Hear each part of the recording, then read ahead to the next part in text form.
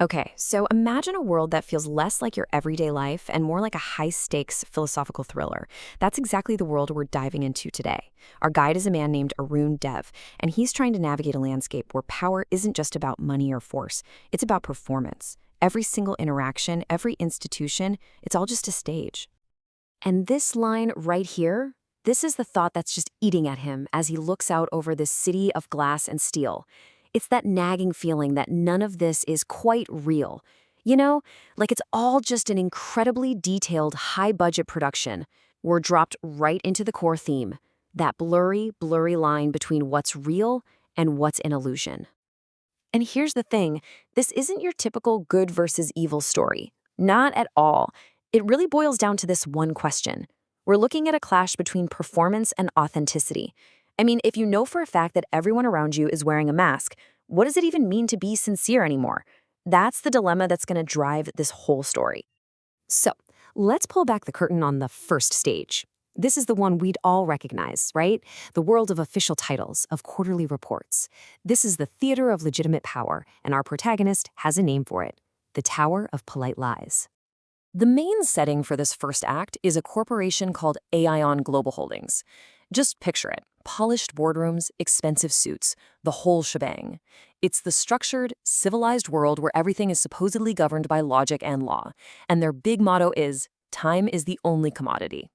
This is the visible, totally acceptable face of power. So how does the tower actually operate? Well, its weapons aren't guns, they're contracts, pages of legal clauses, and spreadsheets. The battles are fought in conference calls, and maybe the most effective tool they have is the polite lie. That thing everyone in the room knows is untrue, but they all agree to go along with it just to keep things moving.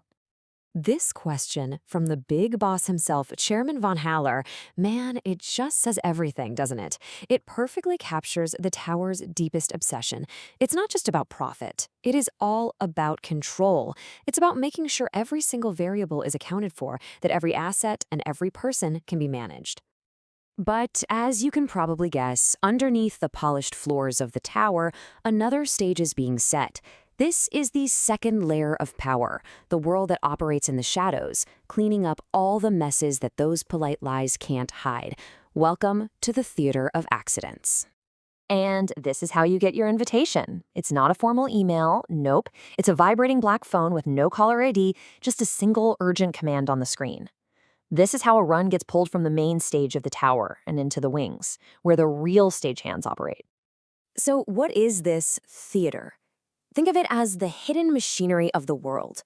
It's a network that deals in all the things you can't put on a balance sheet: favors, blackmail, and deniable violence. If the tower is busy building things up, the theater is there to make sure inconvenient things, well, they fall down. Completely by accident, of course. And their playbook? It's the mirror opposite of the towers. Where the tower wants order, the theater uses chaos. Their tools are staged car crashes, sudden heart attacks, and perfectly timed information leaks. They don't write contracts. They create situations where contracts don't even matter anymore. And what's really wild is that even the people deep inside the shadows, like Mila, a key player in the theater, see it the same way. This quote shows she sees everything, the corporate world, the criminal underworld, as one big, badly written play. The only difference is that her role involves rewriting scenes with much more visceral edits. All right, so we've seen the actors on the main stage and the stagehands in the wings, but who writes the play? This brings us to the final and most slippery layer of power. This is the one that controls not just what happens, but the story we tell ourselves about what happens. Meet the chorus. Now, these people aren't CEOs or assassins. They're narrative managers. They don't get their hands dirty at all. Instead, they write the scripts that everybody else, in the tower, in the theater, acts out. They're the ones who decide which scandals erupt, which heroes get built up, and which villains take the fall, all to keep the audience, us, looking exactly where they want us to look. So how do they do it? It's not with money or muscle, but with language.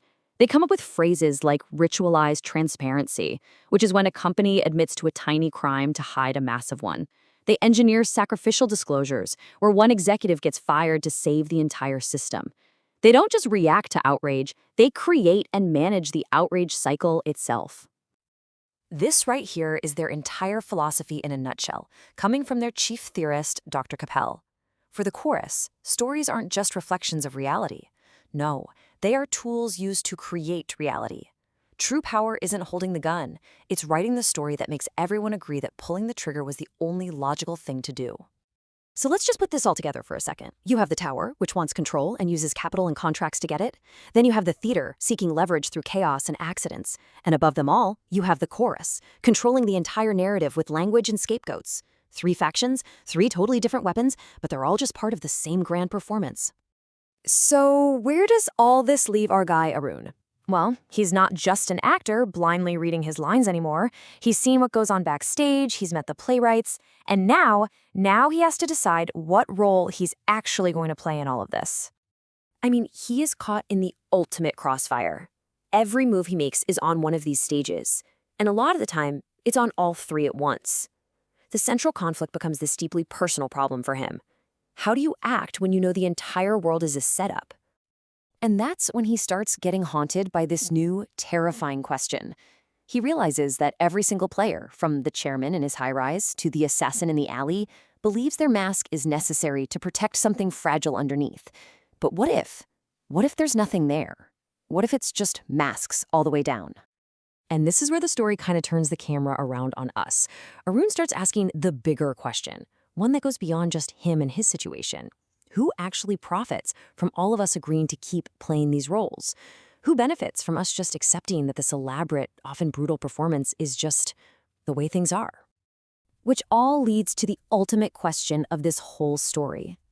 In a world that is this completely staged, is a truly authentic act even possible?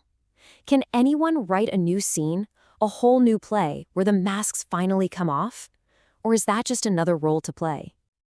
So, in the end, Arun realizes the goal isn't to help the tower beat the theater or to expose the chorus.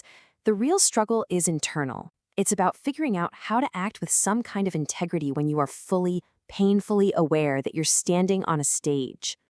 And that leaves us with this final, kind of chilling piece of advice from Arun's old teacher. It's a really powerful, provocative thought to end on. The idea that maybe true freedom, true agency, doesn't come from choosing a different role, but from realizing you have the power to stop reading from the script altogether. What happens then? Well, that's where the next act begins.